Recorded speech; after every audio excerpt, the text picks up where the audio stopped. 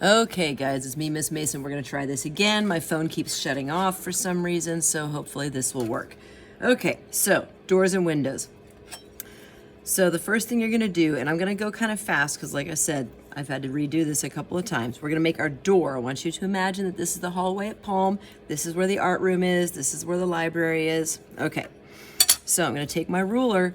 Now you don't want it crooked. You want it straight next to the edge of the paper, okay, parallel.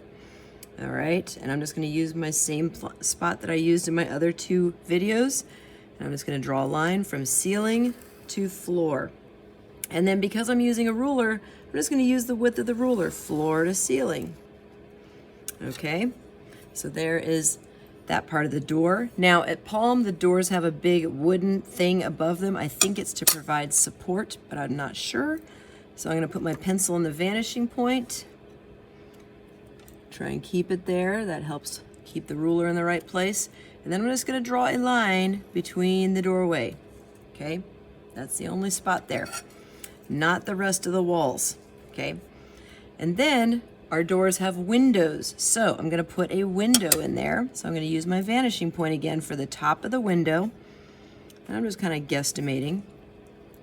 And then I'm gonna use my vanishing point again. I rotated my ruler down to the bottom. Again, just kind of guesstimating. And then I'm going to use my ruler straight next to the edge of the paper. Okay. And I'm going to draw a line between those. And if it doesn't quite connect, you can just draw it in. And same with over here. Let's see, make sure it's straight. That looks pretty good. Looks like I might need to do a little erasing, but that's okay. All right, and then the doorknob. We'll just make that sticking out a little bit. Okay. All right, so that is the art room door. Okay, we're still recording, good. All right, now we're gonna do the library window, okay? And again, because we're parallel to the edge of the paper, we're gonna make our line nice and straight, okay?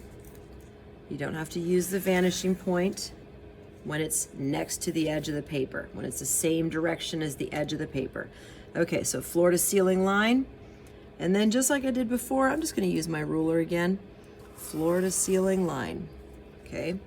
Because that window at the library does go floor to ceiling.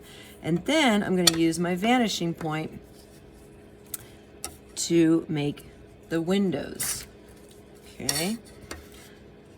So you don't want it going like this. You got to make sure that your ruler goes through the vanishing point. So I use my pencil to help hold it in place. Okay, pencil in the vanishing point, skip all that nonsense and just draw your line between the windows.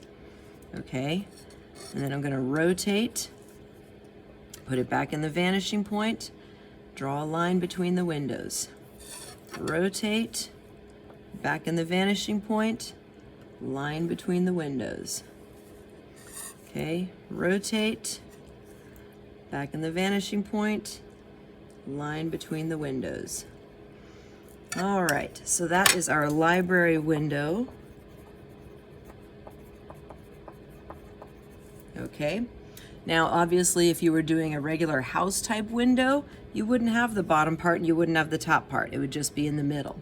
Okay, but you would still have to use the vanishing point for the top and the bottom of the window. All right, so that is the first section with our doors, windows, ceilings, and floors. I hope you enjoyed it and stay tuned for the next video.